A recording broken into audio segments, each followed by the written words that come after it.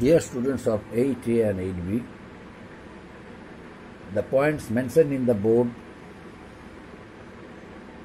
the lesson will be taught with a view to clarify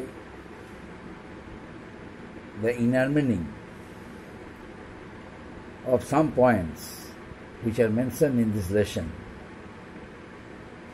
The points which I have chosen for discussing will help you to know about the concept, about the ideas of the British, about the plan of the British, what they were going to make and how did they implement it, whether it became helpful for the Indians or it became helpful to the Britishers. These are the points I am going to discuss. First point, policy of Lord Lytton. Who was Lord Lytton, my dear students? You don't know. Although I have mentioned the name in my previous classes about Lord Lytton. Lord Lytton was the Governor General of India. He introduced two repressive policies for the Indian people. These two repressive policies were vehemently refuted by the by the Indian Congress leaders. Why? Indian, not Congress leaders, because that time Congress was not established.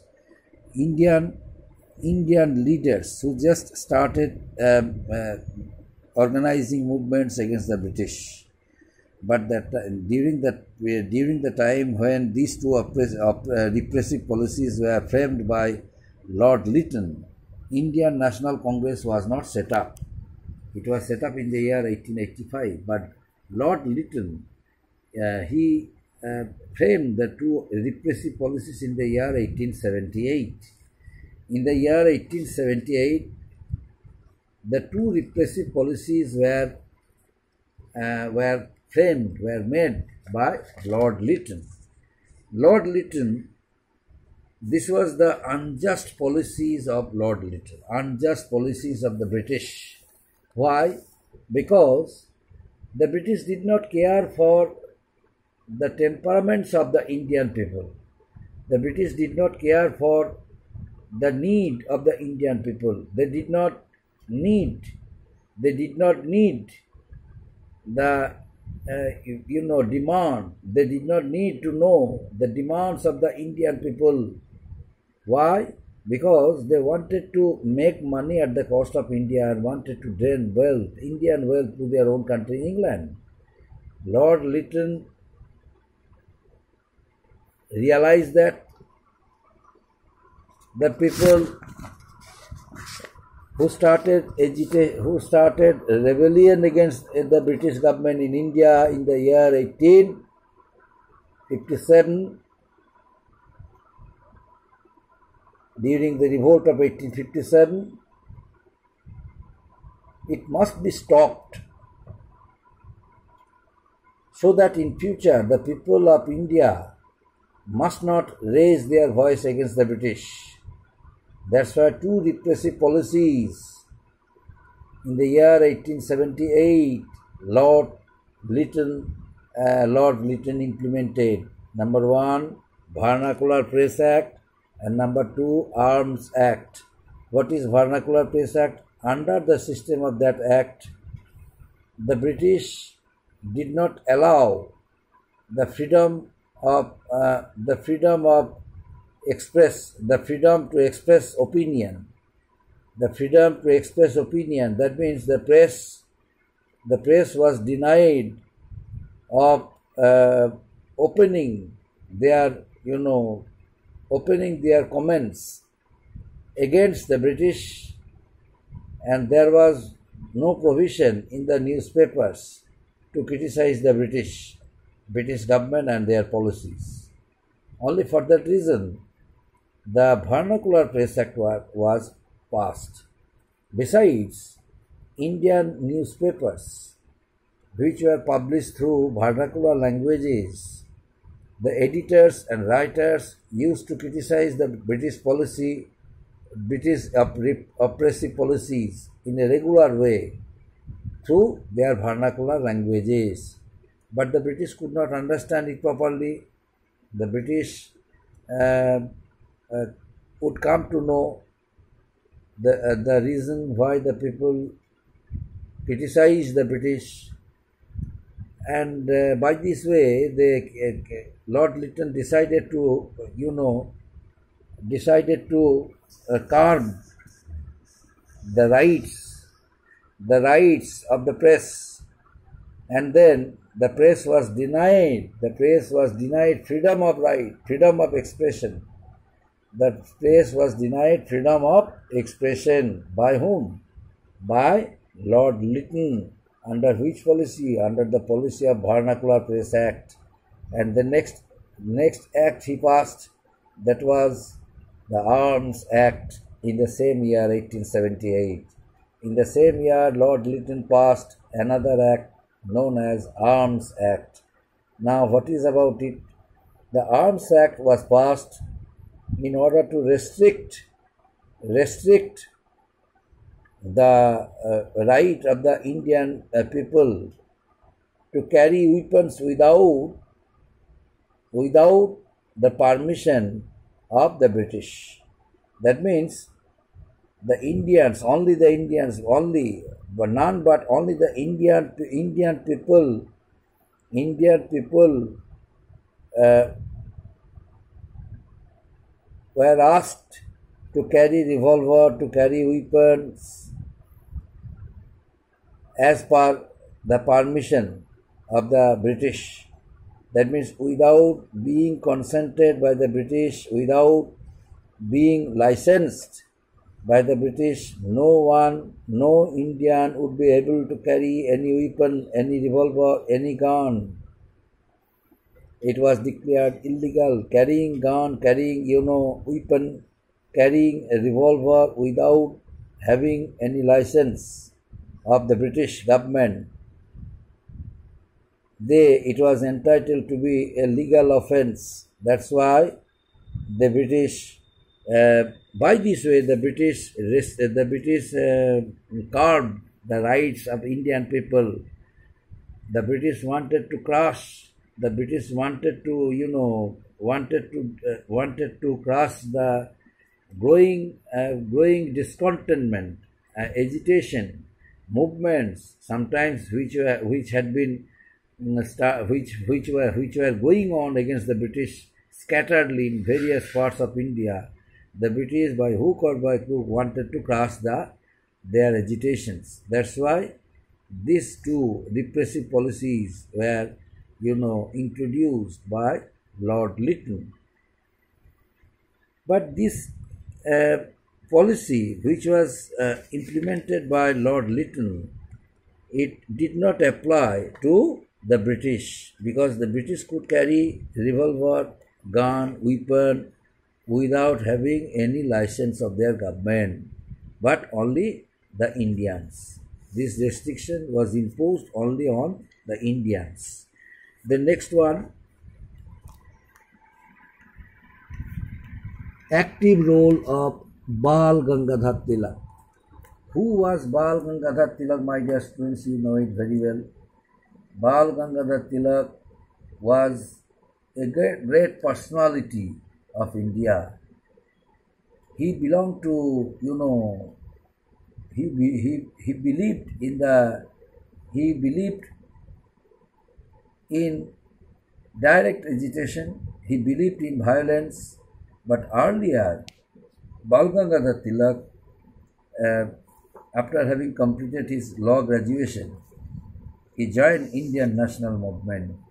He did not start his career as a lawyer, although Mahatma Gandhi started his career as a lawyer from South Africa and came back Bombay, and once again for few days of his life he continued the same profession from Bombay High Court, but afterwards he left the profession. But Bal Gangadhar Tilak, he belonged to Maharashtra. He also became a lawyer, but he did not join that profession. He left. He left it. He left the profession of. He left the profession of law and joined Indian national movement for making the country free from British control. He Now, what is about the contribution of law of Bal Gangadhar Tilak, about whom I am going to discuss. Bal Gangadhar Tilak, as a great personality of India, great patriot of India, he introduced the policy. He introduced a new technique, a new method, a new policy. What is about it? He realized that the British would continue repression on the Indian people until they would be stopped. Now, how the people of India would get them stopped? Only through one policy he adopted. What was it? He decided to, organize. He decided to organize movement against the British government. What kind of movement? He directly decided to discourage the works of the early nationalists. The early nationalists, who started criticizing the British government in a very polite manner, polite form. Bal Gangadhar did not support it. Firoz Shah Mehta, Dadabhai Naoroji, Gopal Krishna Gokhale, they all were early nationalists. They thought that the Britishers were superior to them and they were inferior to them. The British culture, the British technique, the British education, the British style of administering the country, in every point they all were lagging behind, and the Britishers were superior to them, they were inferior. So they must have respect for the Britishers, because they learned so many things from the Britishers. They received Western education from the British. They learned English from the British. So now they must be grateful to the British. That's why they must not raise their voice against the British. But the demands which are required for the countrymen, they must produce it before the British. But how? On being polite before the British, on being leave their faith on the British. So by this way, the early nationalists like Firoz Shah Mehta, Dadabhai Naoroji, Gopal Krishna Gokhale, they all decided to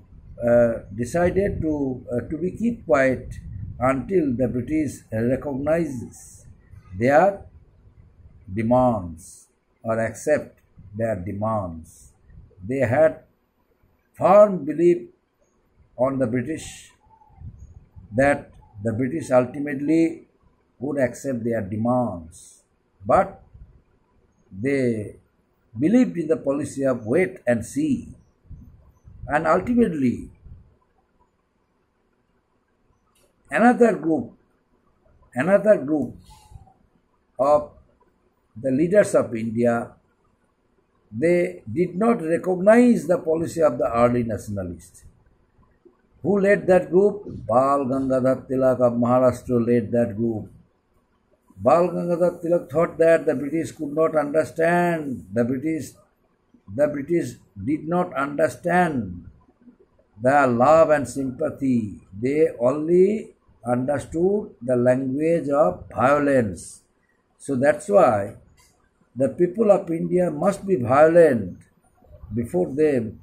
Only violence would be the only solution for the problems of Indian people. So that's why Indian people must be violent. Otherwise, the British would not accept the demand of the Indian people. Whatever demands they wanted to present before the British, they would never accept it.